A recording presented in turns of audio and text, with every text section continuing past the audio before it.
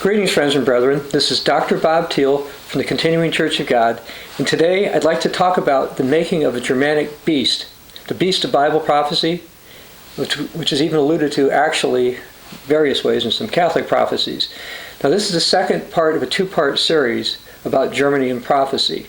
The prior sermon is called Germany in Bible Prophecy. But what's been going on is that, believe it or not, the United States has been helping create the beast power over in Europe. Now, I know there's some people actually think the United States is the beast power of Revelation chapter 13. We have other information about why it's going to be a European power that you can go to the cogwriter.com website for those kind of details.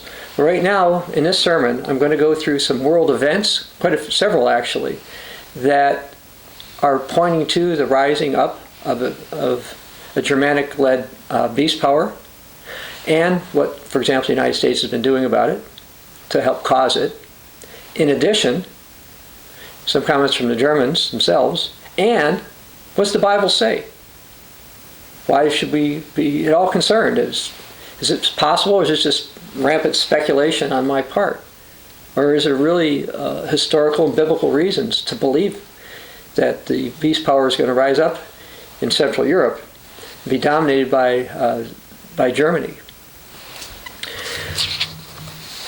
Many of you are aware that there were espionage scandals involved in the United States.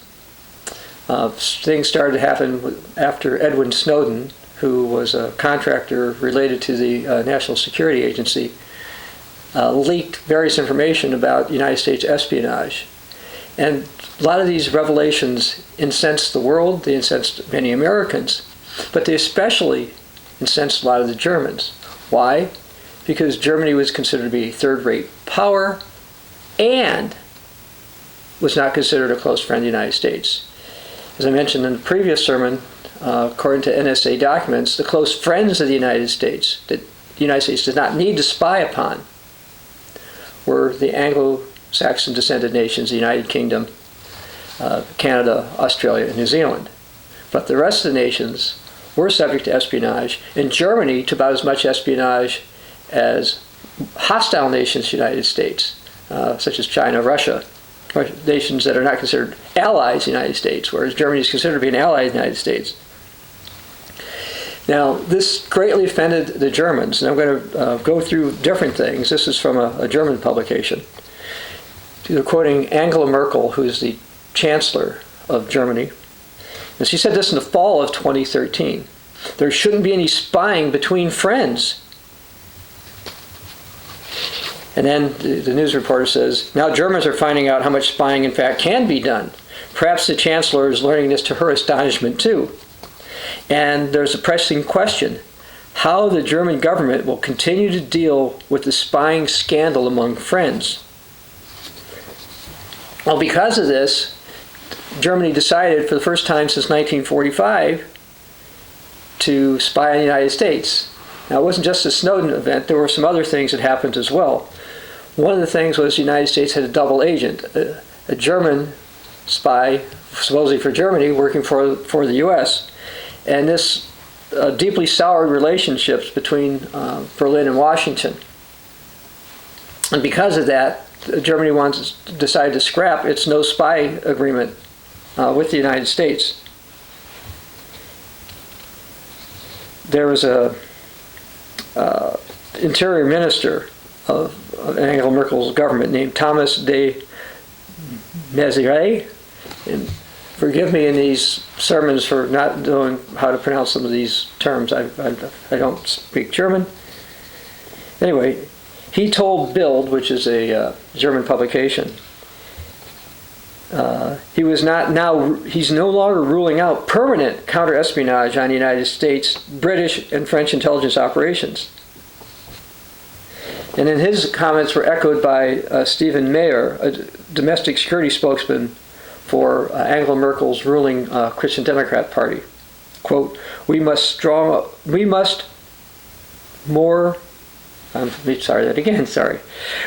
focus more strongly on our so-called allies.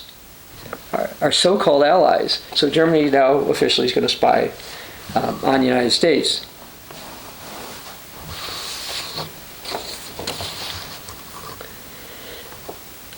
Another person told the German NSA, Germany had an inquiry commission to study what happened to the United States NSA. And William Binney was questioned by him. He's long been a whistleblower to complain about the NSA. Anyway, he told them that the NSA had a, quote, totalitarian mentality, and was the greatest threat to U.S. society since the Civil War. Now, because of this so-called totalitarian mentality, what's going to happen? Well, as I mentioned in the prior sermon, the Obama administration has already agreed to share with Germany its espionage techniques and some of its espionage data, and basically to try to pacify the Germans. One goes back to Neville Chamberlain's attempts to pacify Germany prior to World War II, to basically give the Germans whatever the U.S. government thinks they can to try to pacify them and think the problem is going to go away. But that's not the case. By giving Germany more American technology, Germany is not going to decide the United States is good. As a matter of fact, Germany is going to decide it's not so good and adopt a lot of this technology itself. In July of 2014, Angela Merkel reiterated that espionage against a close ally is unacceptable. She was not, the U.S. espionage, she was upset about it. She said, there's no basis for trust if it's unclear who works for what side.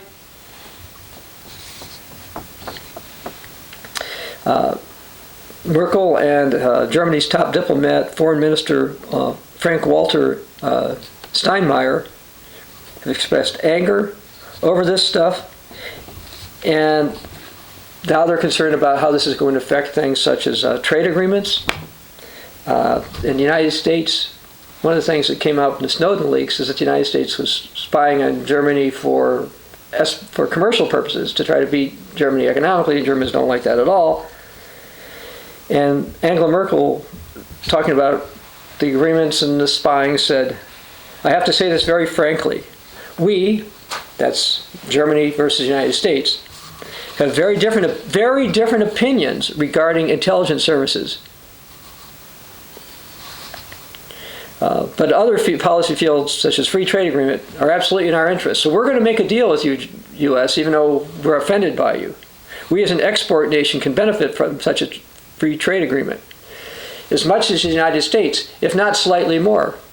So Angela Merkel went out and said, look, we don't like what the United States is doing, but we need this free trade agreement because we're an exporting nation. It's going to help the United States, but it's going to help us more. I'll say slightly more, she says, but really she thinks it'll help them even more.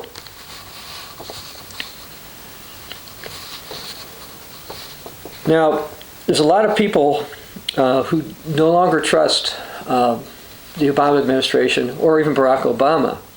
I'd like to read a report also from July of 2014 from Financial Times, which is a UK-based publication, usually. It says, Mr. Obama shares one problem that could cripple what remains of his presidency. Most people no longer trust him. The sentiment spans foreign allies as well as domestic critics. When trust goes, respect is seldom far behind. The most surprising example is Germany.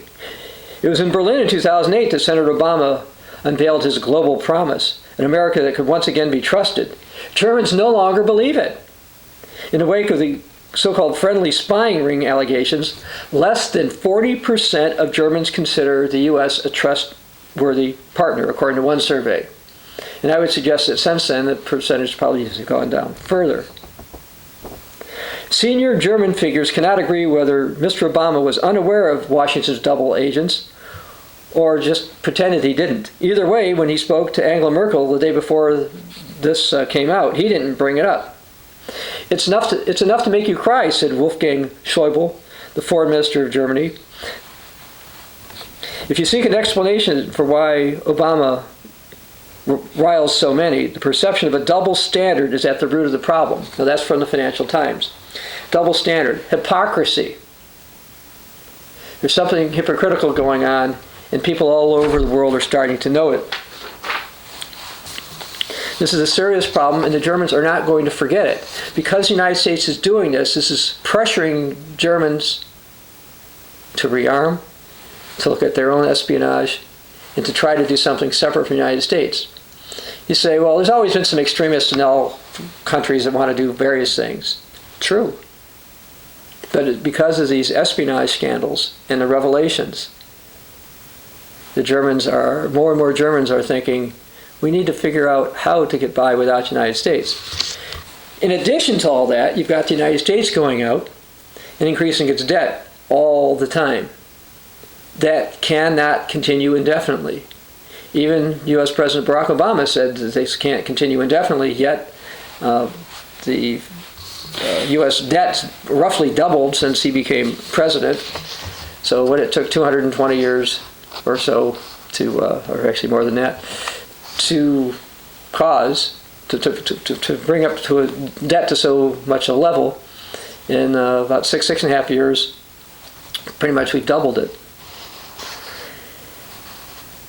Now I'd like to read something from the Los Angeles Times. It's titled, "The German-American Breakup." The pervasive spying on one of America's most valuable partners, including the snooping on German Chancellor Angela Merkel's cell phone from a rooftop listening post in Berlin, has enraged the German public. And the brouhaha is not going away.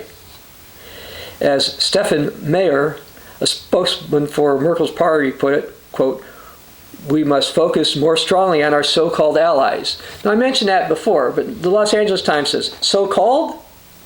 Such statements, unthinkable only a few years ago, accurately reflect the broader antipathy toward America among the German public, which largely sees Edward Snowden as a hero, particularly for his revelation about the extent of American surveillance on Germany. Ever since the Bush administration launched the Iraq War in 2003, which then German Chancellor Gerhard Schröder vehemently opposed, many Germans have come to view America as a militaristic rogue state more dangerous than even Russia or Iran. Indeed, a recent Intrafest Dymot poll indicates that a mere 27% of Germans regard the USA as trustworthy.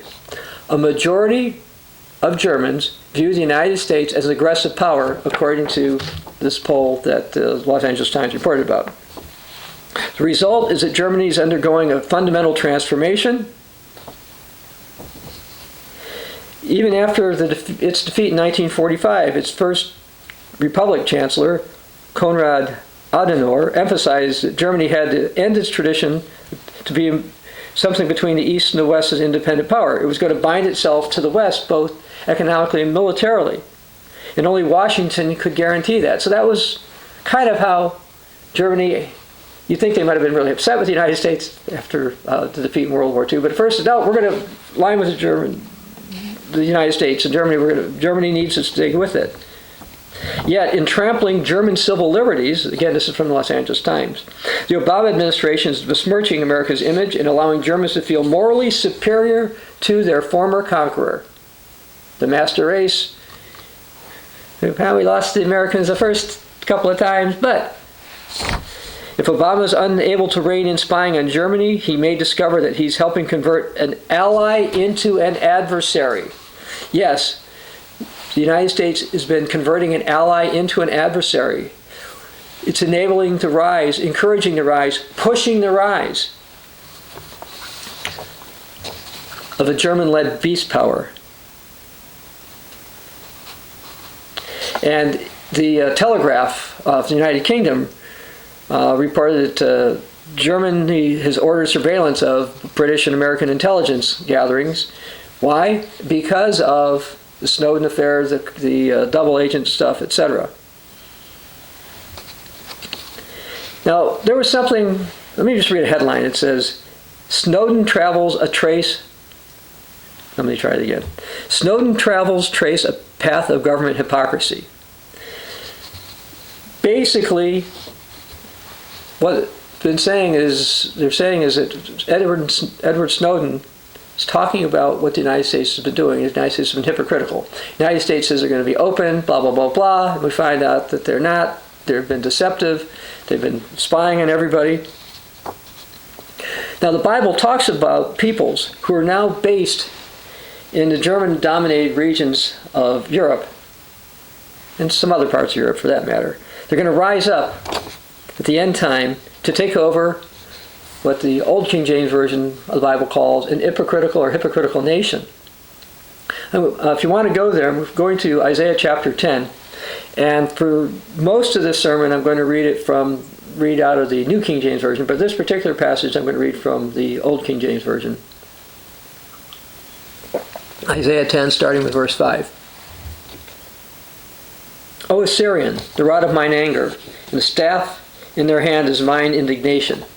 The Assyrians, as some historical records showed, moved up into the region dominated by a lot of the Germanic peoples. And we have detailed articles at this at the cogwriter.com website. Anyway, verse 6. I, this is God, I will send him against an hypocritical nation, and against the people of my wrath I will give him charge, to take the spoil, take the prey, and to tread them down like the mire of the streets. So God says, I'm going to have these people go against a hypocritical nation and knock them off. You say, yeah, but the Germans don't want to do that. Well, look what it says. Verse 7. Howbeit, he means not so, neither does his heart think so. So the Germans, and maybe even talking about the king of the north here, who's discussed in Daniel chapter 11.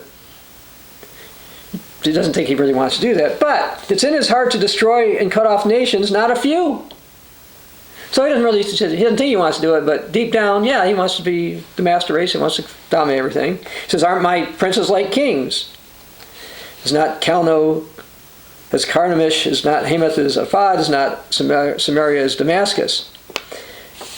As my hands found the kingdom by the idols, in whose graven image did excel those of Jerusalem and of Samaria, shall not I, as I've done unto Samaria and her idols, do to Jerusalem and her idols? I'm not going to go through all of this here, but some of the prophecies, end-time prophecies about Samaria, have to do with the United States. Samaria was a region in the Palestinian area, if you will, and the 10 lost tribes, if you will, they're now called the 10 lost tribes of Israel, were in the Sumerian region. They were pulled out, and what happened were some mixed people were sent over there, and we've got the situation in the United States.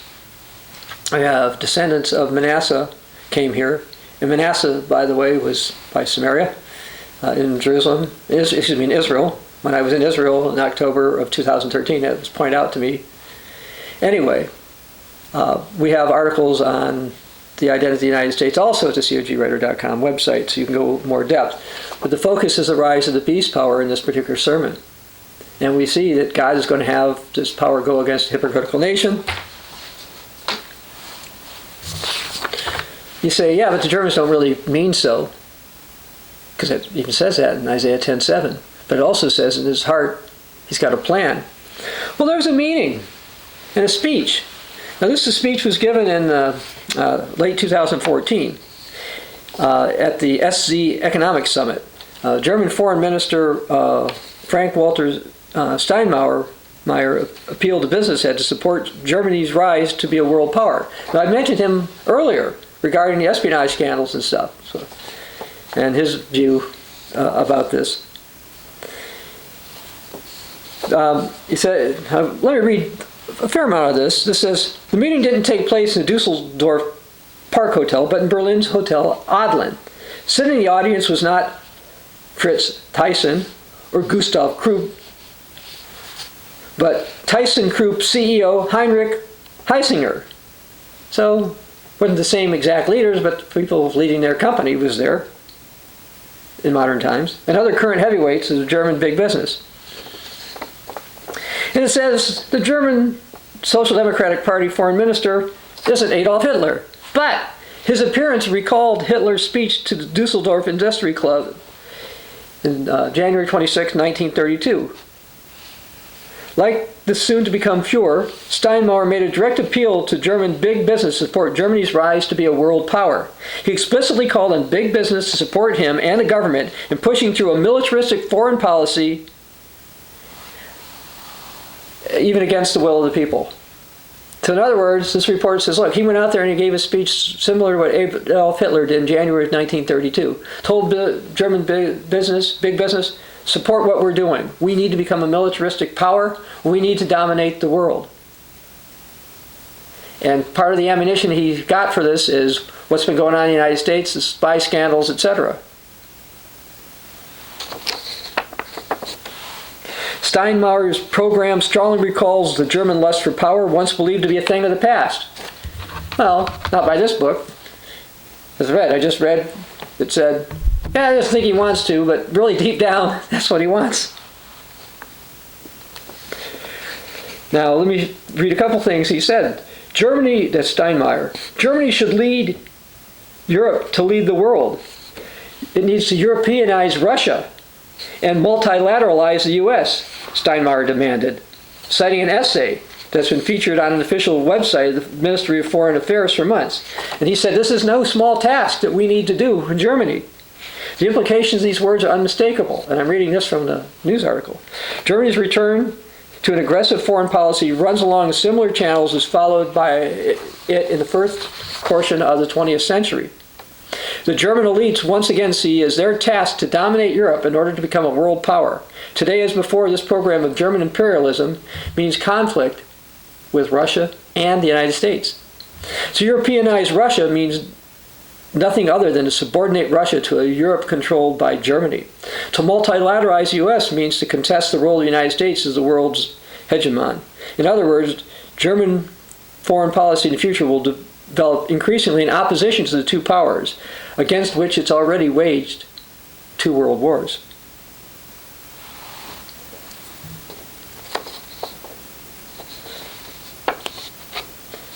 Every day, quote, the expectation of German involvement, end quote, is encountered from our, quote, partners abroad, Steinmeier protested at the Adelin. He therefore asked a large group of international experts to formulate their expectations of German foreign policy.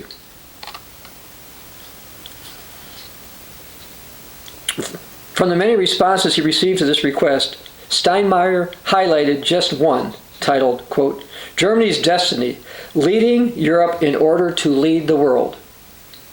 This comes from the pen of an Indian board professor. The text, together with others, call for a more aggressive German foreign policy. Steinmeier's speech was remarkable not only for its call on German leadership in the world, it also expressed an openly imperialistic program. When Steinmeier had finished, there was no sound to be heard. No. Thunderous applause in the ballroom. The speech was a call for a Fourth Reich, another attempt for Germany to rule the world. And the Bible says that this is going to happen again with the power the Bible calls the beast. Now, is the Fourth Reich in the process of forming? Some in Germany seem to think so. And let me read something from another German publication. This one is called Der Spiegel. This is a bit more recent article. It says, people have begun talking about the Fourth Reich, a reference to a Third Reich of Adolf Hitler. To the Third Reich of Adolf Hitler, excuse me. That might sound absurd given today's Germany is a successful democracy without a trace of National Socialism, that no one would actually associate Angela Merkel with what Hitler had. But further reflection on the word Reich or empire may not be entirely out of place. The term refers to a dominion with a central power controlling over many different peoples. According to this definition, would it be wrong to speak of a German Reich in the economic realm? A heavy accusation has been leveled at Germany by some in Greece, Spain, in France, and also by some in Great Britain and the United States.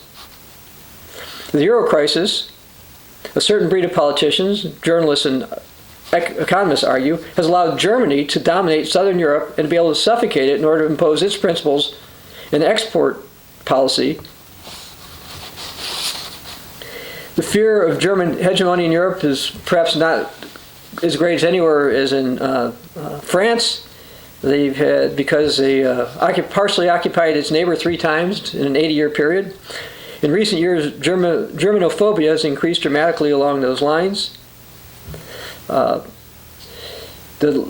leftist French intellectual Emmanuel Todd warns that Germany is, quote, increasingly pushing politics of power and of hidden expansion. In Athens, back in 2014, its Minister of Culture, a guy by the name of Nikos Zydakis, said, "It's as though my country were experiencing the consequences of war. We've lost a quarter of our gross domestic product and a quarter of our population is unemployed. Furthermore," he said, "Greece didn't ask for the emergency loans. They were forced on them, together with a cost-cutting program.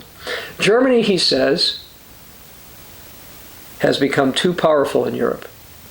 The country," he concedes, "is a leader both politically and economically. But those wanting to be a leader have to behave like one.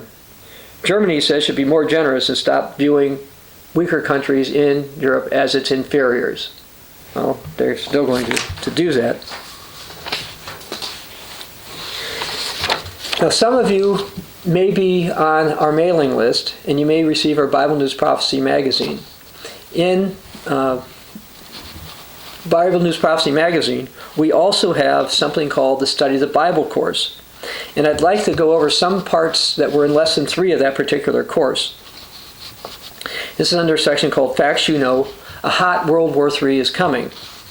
Make no mistake, the soon coming World War III will end all wars. It'll decide who rules the world. World War II was supposed to be for that purpose, but that didn't quite happen. World War I of 1914 was surpassed by World War II, in which 4 times as many people were killed as in World War I. Those are only a flash in the pan about what's going to happen in the future. They were only forerunners of the sudden destruction that's going to suddenly come upon nations. That's why God says in Luke 21:36 to watch. Jesus also said to watch and pray. This is a command from God.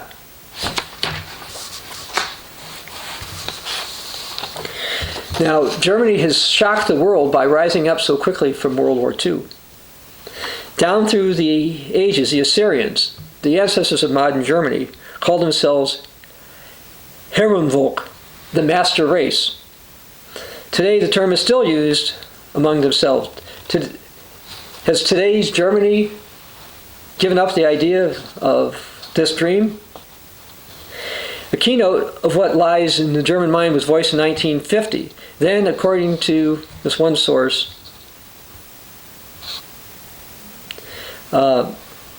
Dr. Adenauer, the leader of Germany, caused much embarrassment by leading a German crowd in singing Deutschland über alles, Germany above all others, in the presence of Allied representatives. What was the thought in his mind?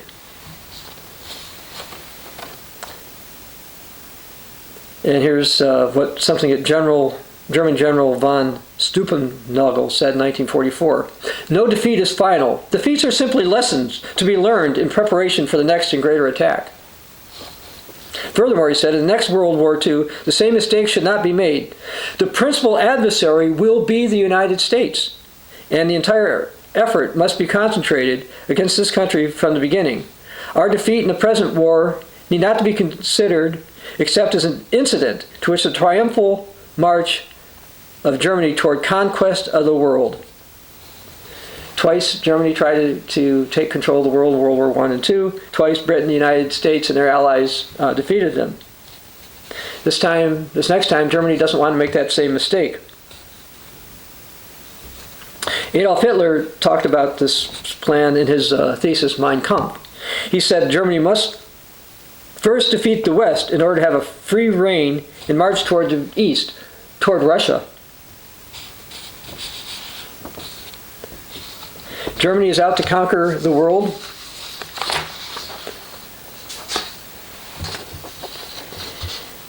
And it was the German industrialists who originally formed the Pan-German League a long time ago. It was their slogan, Deutschland über alles, Germany all over. Is their motto, what they wanted to do with their goal of conquering the world. It was the German industrialists who were responsible for, according to some reports, many reports, to cause Kaiser Wilhelm to enter World War I. It was them who were behind World War II. Some have said Hitler was just mainly a mere tool, and that they've been trying to plot World War III ever since that time. And back in the 50s, the correspondence, the study of the Bible course I'm reading you from is updated for the 21st century. So, well, this sounds like a lot of old stuff. It is a lot of old stuff. Because this original course was written in the 1950s. And I took that particular lesson and I updated a little bit. And I was debating how much to have about all this kind of stuff when I did that particular lesson. Now, this is before Steinmauer had his meeting telling about everybody has to rise up again. I was actually in the airport, and I started to see stuff from Tyson Krupp when I was editing this particular lesson. If I've got to be on a plane, a lot of times I'll have my computer and I'll work on editing articles and that kind of a thing to make productive use of my time. And when I saw some of the signs of World War II related German companies still around, it occurred to me I should keep that in the lesson, which is what I did.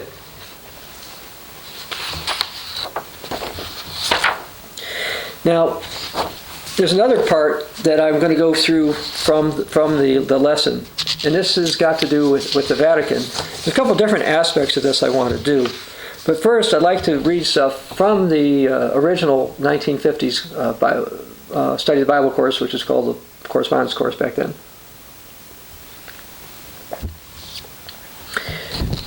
And we updated this slightly, but I mostly used what they had originally. It says, the Vatican enters the scene. Does Germany have any plans for receiving aid of a great church and helping her achieve her world dominance? The Madrid circular letter, which reflects the thinking of those in authority in Germany, states, quote, the German people, well trained and steeled under National Socialist leadership, are dominated by two sovereign ideas: the concept of a German Reich and the German mission of leadership in the world. The religious tradition embodied the concept of the Reich sparks our political mission and is especially attractive within the Catholic world. The German idea of getting its achievement of world rule is consistent with what the Catholic world wants. On February 10th, 1952, the Pope said, the whole world must be rebuilt from its foundations. And this report says, secretly, the Vatican diplomats have been laying the foundations of a program which will remake Western civilization. It was planned secretly. The Vatican contends that peace can be maintained only by a Catholic-dominated international organization which has iron teeth to crush such opposition. This organization, said the Pope, in his Christmas message in 1944, will be vested with supreme authority and power to smother aggression. Note, the organization which the Pope will invest such power will have military might enough to quell resistance to his church. Its organization is going to be some type of an unholy alliance between church and state. And both biblical and Catholic prophecies point to an anti-pope rising up and doing such a thing. Now, I mentioned the term Kaiser Wilhelm. Now, many people heard that term and they know that he was involved in World War I. But a lot of times people don't know where that really came from. The word Kaiser actually came from the word Caesar. Yes, as in Julius Caesar. The Tsars of Russia, by the way, that also means Caesar. So in Germany, they wanted a Kaiser, a Caesar, a Roman emperor, or an emperor over an empire. And that's what they're trying to do. You might say, well, the United States, it's not perfect, but Germany's not either. And that's true. But again, remember the scripture indicates that it's going against a hypocritical or ungodly nation. And we see what's going on in the United States in the last couple of decades. And it's been accelerating the rate of turning against God. And the U.S. is going to be punished for this. But I'd like you to go to Zephaniah chapter 2.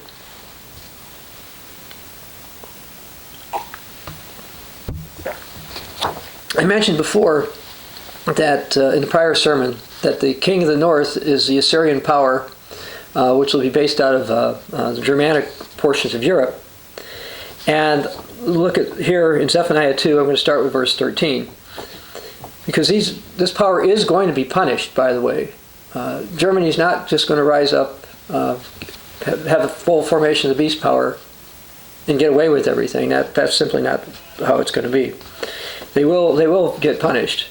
Notice it says, and he will stretch out his hand against the north, destroy Assyria, and make Nineveh a desolation as dry as a wilderness. So notice he's going to stretch his hand out against the north, the king of the north, Assyria. I know a lot of people think the king of the north is Russia. We have articles and information on that, but according to biblical prophecies, for example, Revelation 13, you're talking about the beast of the sea. If you go tie that into Daniel chapter 7, you find it's the beast from the great sea. If you look through other portions of the Bible, such as in Joshua and Judges, I believe, and I have the scriptures other places, you find out that the great sea is the Mediterranean Sea. Well, that eliminates Russia. Russia is not a power on the Mediterranean Sea, but Europe is. And if you go to the old Roman Empire, it controlled both the northern and southern portion of the Mediterranean. And if you look at Bible prophecy, you see the king of the north starts off, and then eventually, in Daniel 11, verse 40, the king of the north goes down and takes over the king of the south, which is the power that would be on the southern portion of the Mediterranean Sea. So you'll have the beast of the sea controlling both the north and the south, again, like the Caesars once did, or their successors, did. Anyway, verse 14 of Zephaniah 2, the herd shall lie down in her midst, every beast of the nation, both the pelican and the bittern, shall lodge in the capitals of their pillars. Their voice shall sing in the windows. Desolation will be at the threshold. He will lay bare the cedar works. This is the rejoicing city that dwelt securely, that said in her heart, I am, and there is none besides me. How she's become a desolation, a place for beasts to lie down. Everyone who passes her shall hiss and shake his fist. When we read about this particular one says, I am and there's none besides me, we read about this Lady of the Kingdoms in Isaiah 47. We also tie that in with the beast power of Revelation 18. So these prophecies in Zephaniah are for the end time. They're not just something that happened prior to the incarnation of Jesus Christ on this planet 2,000 years ago or so ago. These prophecies are for the end time. So God's going to punish Assyria. And let's go over to Isaiah chapter 10, which I read from before. This time I'm going to start reading in verse 12. The prior verses we see that God tells us that he's going to turn Assyria against the ungodly or hypocritical nation, and that they're going to be successful.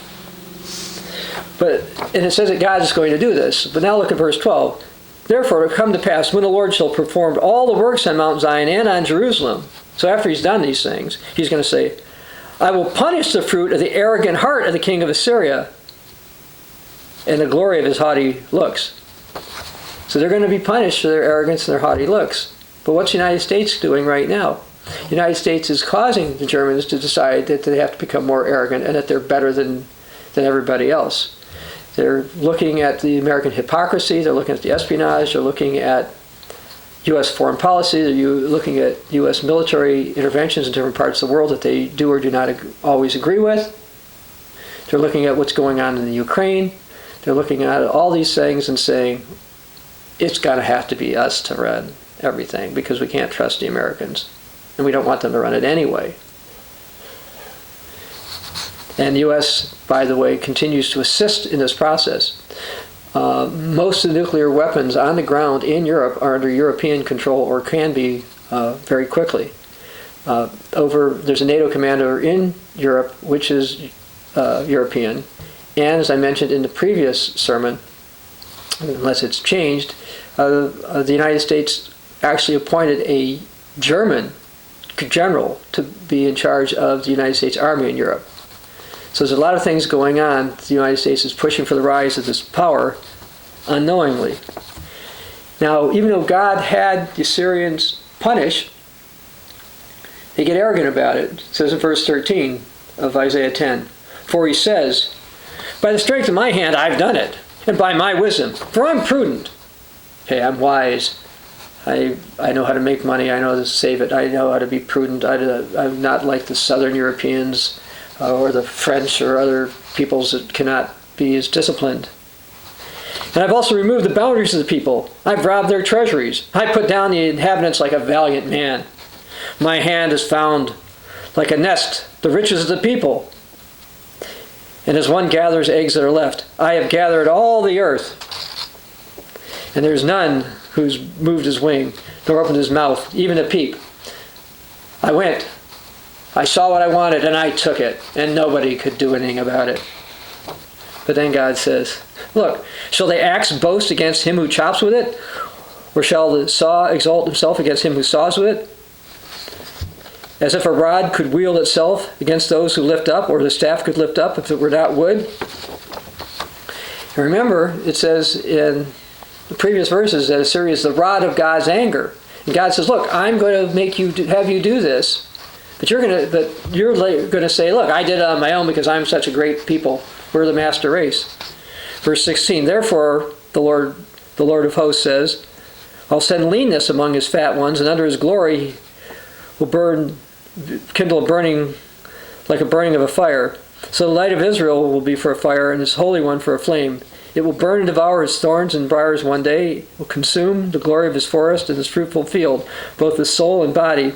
They'll be as when a sick man wastes away, and when the trees of the forest will be so few in number, the child may number them." Now the punishment that's going to affect the United States, its British descended allies, eventually all of Israel, is going to end. Verse 20, "It's going to come past in that day that the remnant of Israel, and such as escaped of the house of Jacob, will never depend on him who defeated them, but will depend on the Lord, the one of Israel, Holy One of Israel in truth. And the remnant is going to return." And so God is going to break the yoke of the Assyrians off of the United States and the other descendants of Israel that Germany will eventually have. And let's go to Isaiah 31.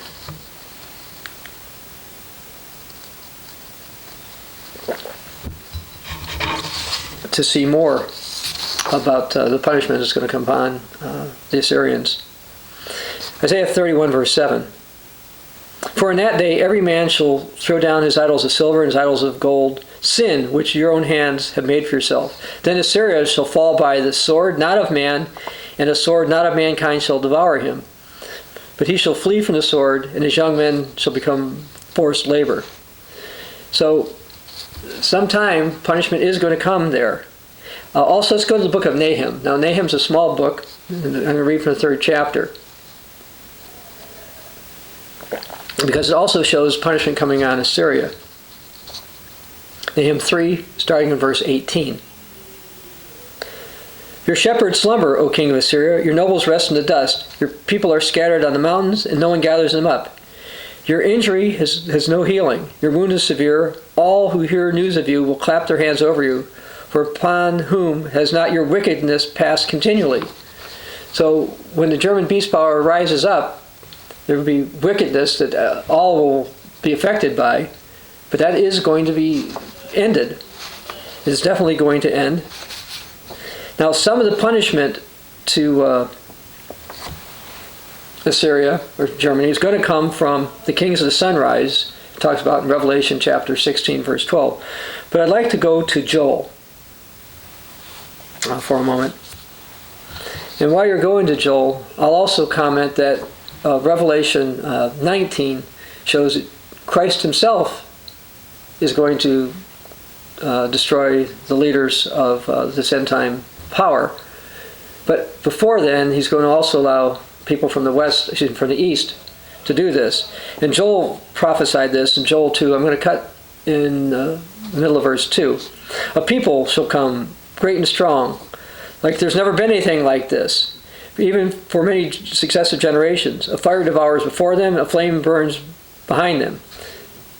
The land like a garden of Eden. Eden is before them, and behind them is the desolate wilderness. Surely nothing's going to escape them. Their appearance is like horses, like the swift steeds, so they run.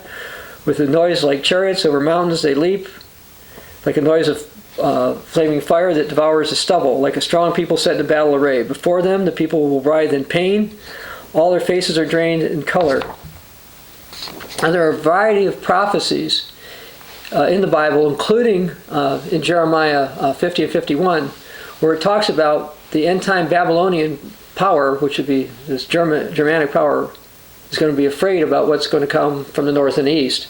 And this is what's going to happen. You can continue down to verse 9. Now I'd like to go to Zechariah chapter 10 again for a moment. I alluded to this before, but I'd like to just say that those who are captive, God is going to bring back. And the reason I'm bringing this out is because it specifically ties in this return of the captivity from Assyria. So in Zechariah 10, starting in verse 6, I will strengthen the house of Judah, and I will save the house of Joseph, and bring them back. House of Joseph, who's that? Joseph had two sons, Ephraim and Manasseh. In the book of Genesis, Joseph's father, Jacob Israel, placed his name upon the sons of Joseph, Ephraim and Manasseh, made particular promises to them. But notice that eventually the descendants of the house of Joseph are going to be saved. I will bring them back because I'll have mercy on them. Though they shall be as though I had not cast them aside, for I am the Lord their God, I will hear them. Those of Ephraim shall be like a mighty man, and their heart shall rejoice as with wine. Yes, their children shall see it and be glad, their heart will rejoice in the Lord. I will whistle for them and gather them, for I am going to redeem them, and they'll increase like they once increased. And I'll sell them among the people, and they'll remember me in the far countries. What do you mean in the far countries? Well, there's prophecies such as Daniel chapter 11, verse 39, that the king of the north is going to go against the strongest fortresses, which would be the United States, because it's got the strongest military currently, and its Anglo-Saxon allies, and the land is going to be divided. And there's other prophecies that the people that survive are going to be made slaves and be scattered around the world. Anyway, God says, but they're going to live, and together with their children, they're going to return. I'm going to bring them back from the land of Egypt and gather them from Assyria. Because the Assyrians, the Germans, the Germanic powers, are going to have had them. I will bring them back into the land of Gilead and Lebanon until no more room is found for them. He shall pass through the sea with affliction and strike the waves of the sea. All the depths of the river shall dry up. Then the pride of Assyria shall be brought down, and the scepter of Egypt shall depart. The pride of Assyria shall be brought down. I mentioned other prophecies, for example, in Isaiah 10, that God is going to punish the Assyrians who, they were just the rod of God's anger. God said, but you got arrogant about it and haughty about it.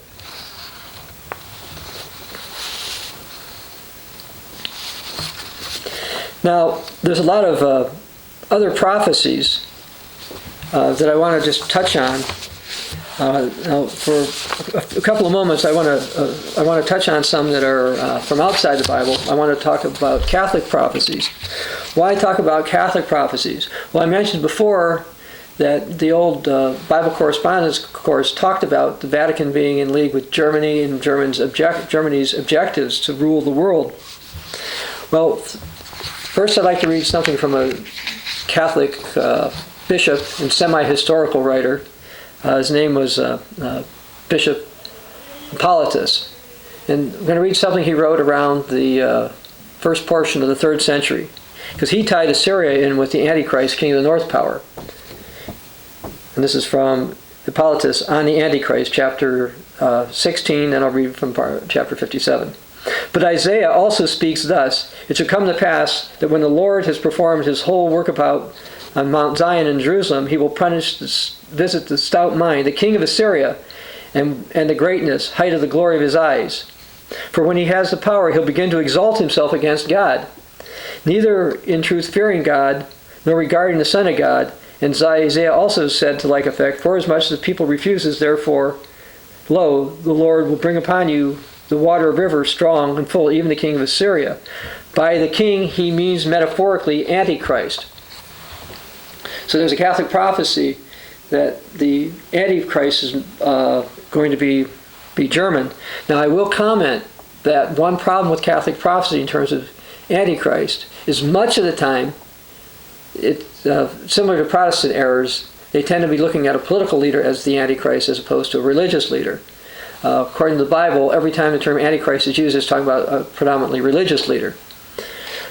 But be that as it may, he ties in the king of the north power with Assyria, which, of course, he's just quoting the Bible, so you would expect him to do that. I'd like to read something else from another Catholic bishop. This is also in the 3rd century, a little bit later. His name was Victorinus, because he tied in Asher with the Antichrist beast power in his commentary on the Apocalypse, or his commentary on the book of Revelation. This is 7:2, it says, "Then there shall be peace in our land, when there shall arise in it 7 shepherds and 8 attacks on men, and they shall encircle Asher," that is Antichrist. So Asher or Assyria, he's tying in with the Antichrist power. Then in of his writing, chapter 11, verse 7. "And the beast which ascends from the abyss, after many plagues completed in the world, in the end he says that a beast shall ascend from the abyss. But that he shall ascend from the abyss is proved by many testimonies, for he says in the 31st chapter of Ezekiel, 'Behold, Asher was a cypress in Mount Lebanon.' Asher, deeply rooted, was a lofty and branching cypress. That is a numerous people, Mount Lebanon. In the kingdom of kingdoms, that is of the Romans." So we see here that an old Catholic writer, prophetic writer, bishop, was saying, okay, Asher, Assyria, Rome. And he tied them all together. Now this is somewhat consistent with Isaiah 10, 5 through 11, even though he was citing Ezekiel 31, 3 through 9. So some Catholic writers have tied the idea of Assyria with the beast power. But what about Catholic prophecies? Well, one, at risk of people rolling their eyes, read one from Nostradamus, who died in 1566. He said, "Although nations talk peace, troubles brew everywhere. Militaristic parties rise in Germany, and pagan cults revive. Opinions are not free, and people are not enriched. The heir to the London government is overthrown for having made too many peace protests." So that's a prediction that a Germanic power is going to rise up and possibly eliminate the king or an heir to England. And that's consistent with biblical prophecies. But there's other Catholic prophecies talking about Germanic power coming together. Anne Catherine Emmerich, in October of 1822, said, "I saw Germany among the worldly wise ecclesiastics and enlightened Protestants. They have plans formed to blend all religious creeds." You say, oh, okay, but you're looking at this demonic prophecy. Well, that demonic prophecy is consistent with biblical prophecy, talking about some type of one world religion that's going to happen. I'm not going to go there, but if you read Revelation 13:4 and Revelation 13:8, it says, "All the world worship the beast," which suggests they have the same religion. We've seen specifically in Germany, the prior pope, he's still alive at this time when I'm doing this, Benedict XVI, he worked on ecumenical unity. He and Pope John Paul II, between the two of them, they got agreement with the Lutherans, which were originally based out of Germany, to kind of get along for this ecumenical power. There's Catholic prophecies that a German anti-pope is going to rise up, and it may well be. On the other hand, and this is one of the reasons I'm going to these Catholic prophecies, there are Catholic prophecies that look forward to the Germanic rise of power.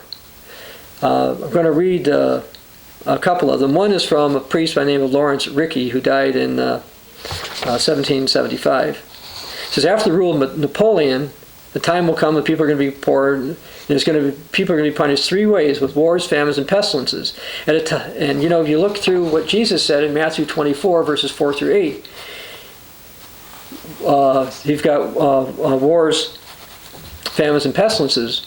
But was prior to that, Jesus also warned about false religion or the ecumenical movement rising up. You can, if you tie in what Jesus said in Matthew 24 over to Revelation 6, that's how you can tie the ecumenical part of it to that. Catholics ignore that part because they don't think that's so bad. He goes to these three that are somewhat bad. He says, at the time the whole world seems doomed, God's going to intervene. With his aid, a valiant duke will rise up from an ancient German house, which was humiliated by the French monarch. So some German is somebody from a German royal background or noble background is going to rise up. This great ruler will restore stolen church property, Protestantism will cease, and the Islamic Empire will end. This duke will be the most powerful monarch on earth. At a gathering of men noted for piety and wisdom, he will, with the aid of the Pope, introduce new rules, ban the spirit of confusion. Everywhere there will be one fold and one shepherd. In Daniel chapter 11, and other places, actually it's a little earlier in Daniel than that, we talk about one who seeks to change times. We see in Daniel 11 that someone's going to come up with a kind of a new religion, one rule religion, and Catholics are looking forward to this with Germanic involvement. Here's from one called Venerable Bartholomew Holzhauser, who was born in Germany. He says, by the grace of God, and by the power of the great monarch and the authority of the Holy Pontiff, and by the union of the most devout princes, atheism and every heresy will be banished from the earth. The Council will define the true sense of Holy Scripture, and this will be believed and accepted by everybody. Well, the true sense should be that this book is accurate, and you should believe what it says. But that is not what the Church of Rome tends to teach.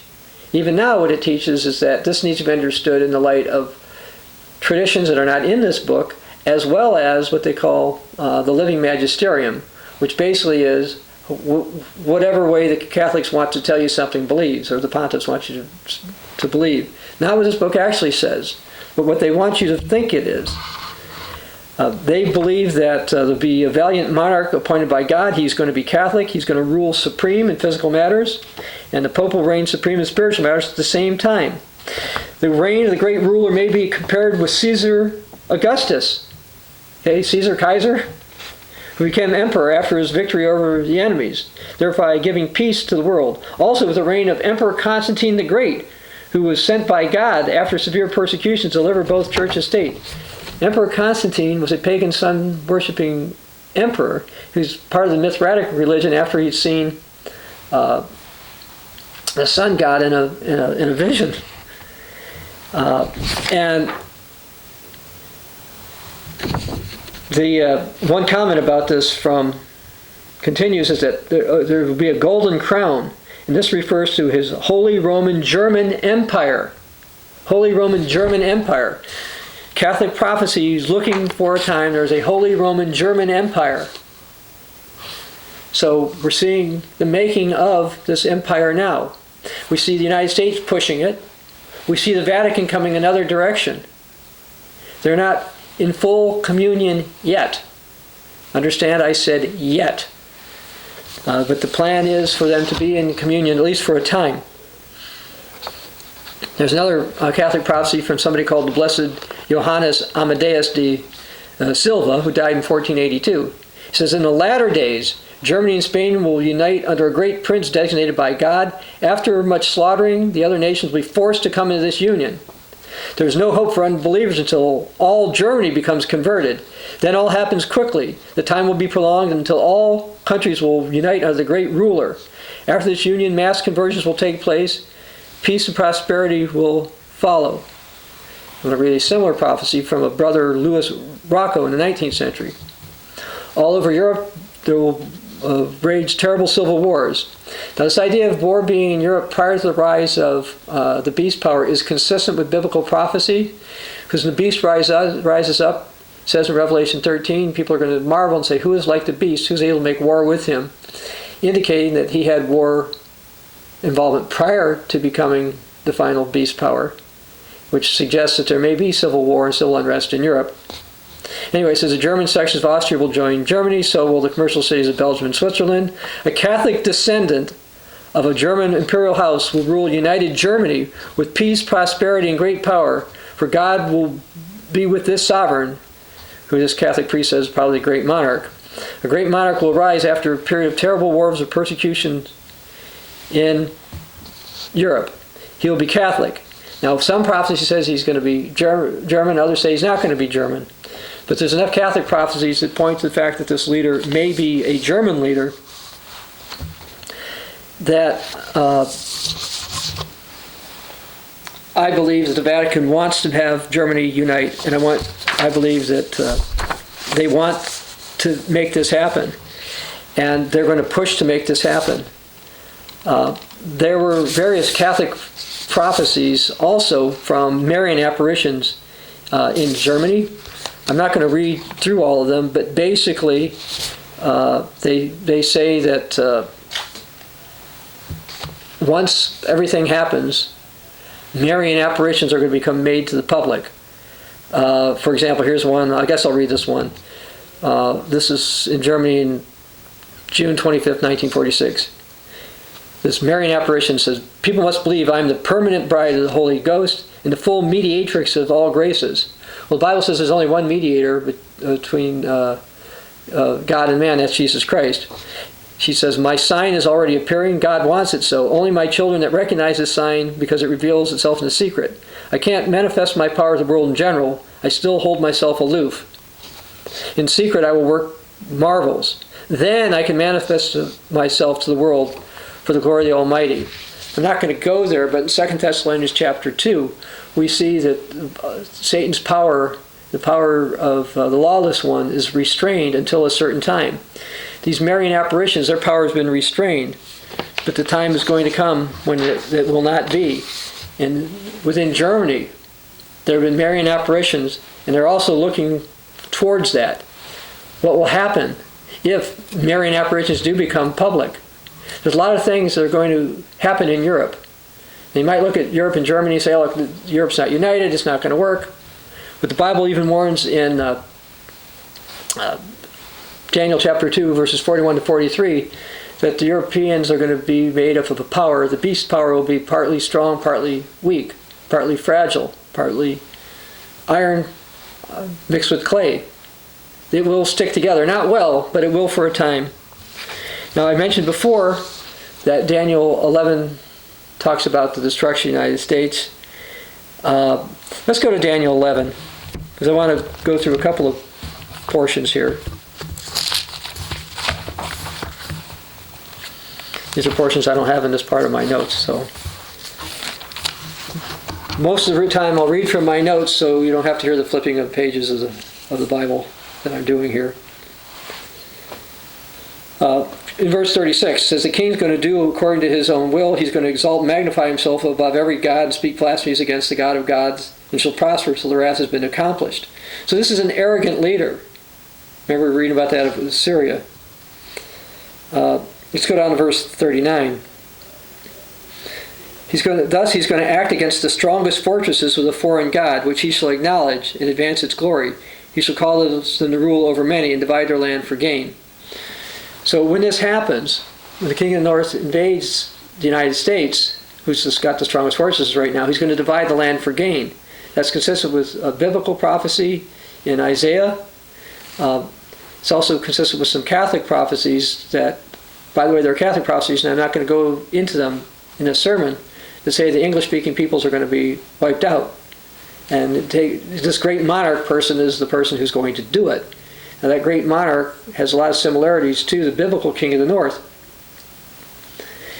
Anyway, this particular leader, in verse 40, at the time of the end, the king of the south is going to attack him. The king of the north is going to come against him with a whirlwind and overwhelm them and enter the glorious land, and many countries are going to be overthrown. So we see that not only the United States and Anglo-Saxon allies are going to be knocked out or taken out by this power, but also a power called the King of the South. If you go through here, you'll see that the nations listed are those in the Middle East and North Africa, and basically these are countries that are all predominantly Islamic at this time. However, after he succeeds, there's going to be a problem. Verse 44, news from the east and the north are going to trouble him. Therefore he's going to go out with great fury to destroy and annihilate many. And he shall plant the tents of his palace between the seas and the glorious holy mountain. Yet he shall come to his end, and no one will help him. That's correct, because this particular leader, Jesus Christ, will make sure is destroyed. You can read about that in Revelation chapter 19. I alluded to this before, but why don't we read this? This will be, Jeremiah chapter 50.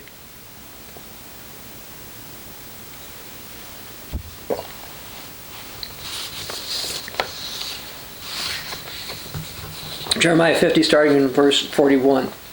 Behold, a people shall come from the north, a great nation and many kings, and shall be raised from the ends of the earth.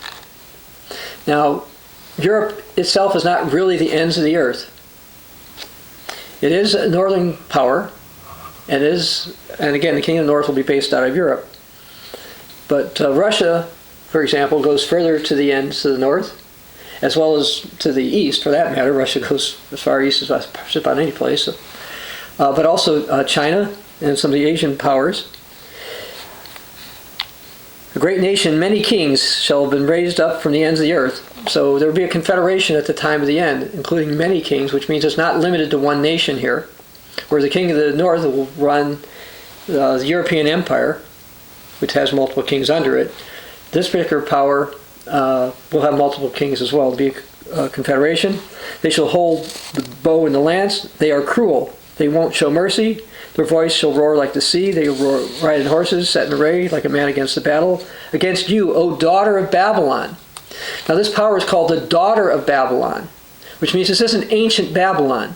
Now ancient Babylon was located on a flat plain. If you read about Mystery Babylon in Revelation chapter 17, you find out Mystery Babylon's on 7 hills. Well, there's 7 hills, famous 7 hills of favorite mountains in Rome, and that's in Europe. This is a European power that somebody from the north and the ends of the earth are going to go against. Verse 43, the king of Babylon has heard the report about them. His hands grow feeble. Anguish has taken hold of him. Pangs as if of a woman is in childbirth. Now remember, we just read something in Daniel chapter 11, verse 44. It sounds very similar to what we just read about this leader of Babylon. Verse 44, it says, but news from the east and the north shall trouble him, and he's going to go out in great fury. So in Jeremiah chapter 50, we see the end-time king, daughter of Babylon, has problems with something coming from the north and from the ends of the earth. We see in Daniel chapter 11, verse 44, that the king of the north has problems with something coming from the north and the east. So the end-time daughter of Babylon is led by the king of the north. So Germany is going to affect them. Now I've talked about the rise of the beast power. I've mentioned that the United States, as Anglo-Saxon allies to a degree, have helped it form. The debt situations in Southern Europe have helped this power form. A lot of the nations in Europe, they can complain a lot about Germany, but they want German money. And there's an expression in English, there's no such thing as a free lunch. That is, normally people who give you money want something in return. And so we see that Germany is rising up.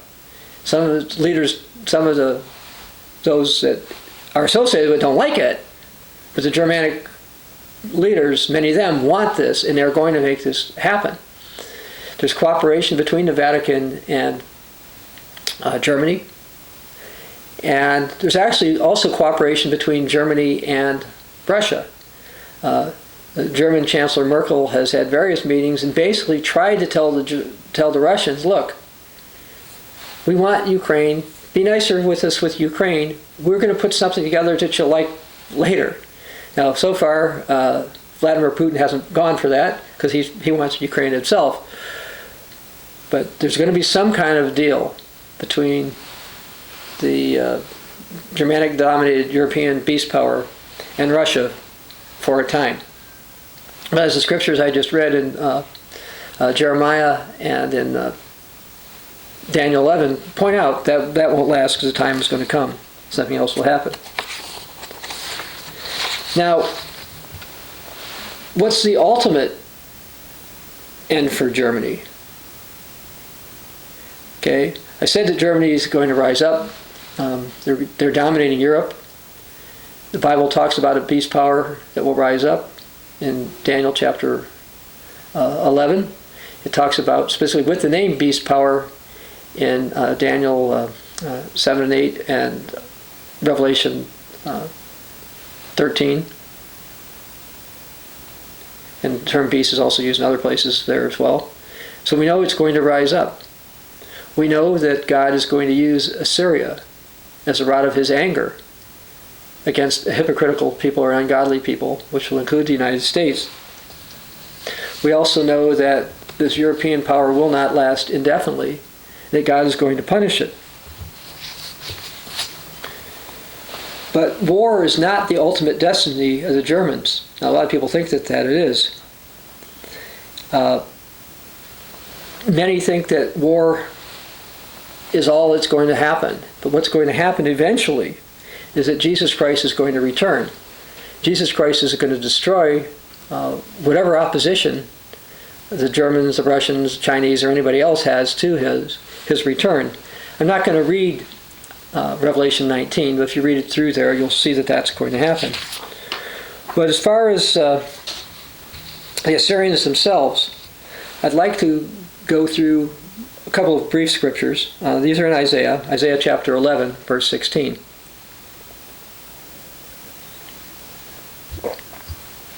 Because God still has a plan involving the Assyrian or the German peoples, and it's not just using it as a rod of his anger or in order to punish them for it.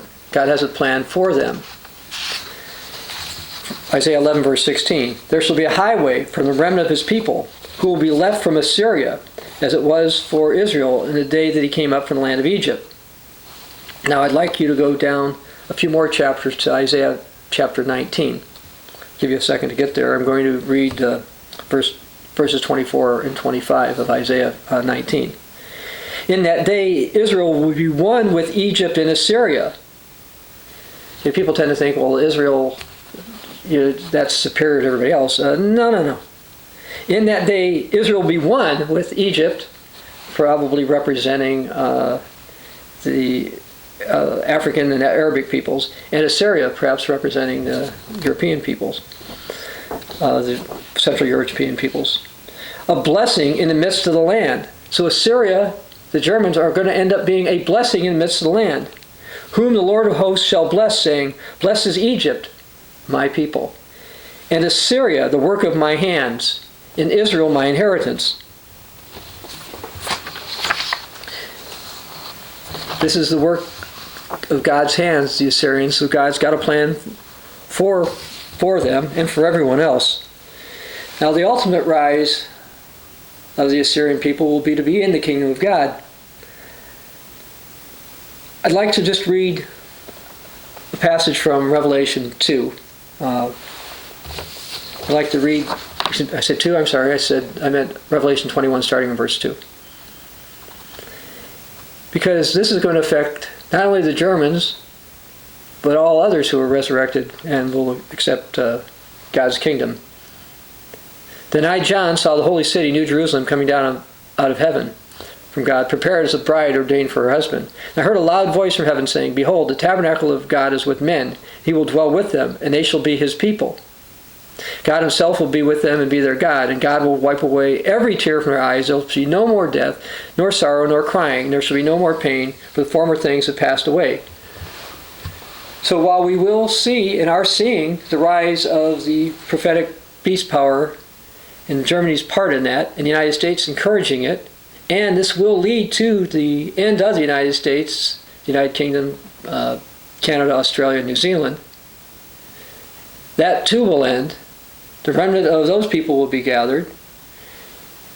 there will be problems that the Assyrians and the Germans are going to face from the north and the east, from the Russians and the Asians. But ultimately, after Jesus returns and sorts everything out, he still has a plan for the Assyrians and the German peoples. Their plan is not to be warriors forever, but to be where God will wipe away every tear from their eyes. There shall be no more death, nor sorrow, nor crying.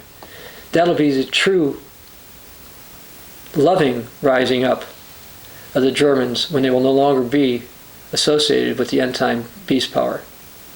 This is Dr. Bob Thiel for the Continuing Church of God.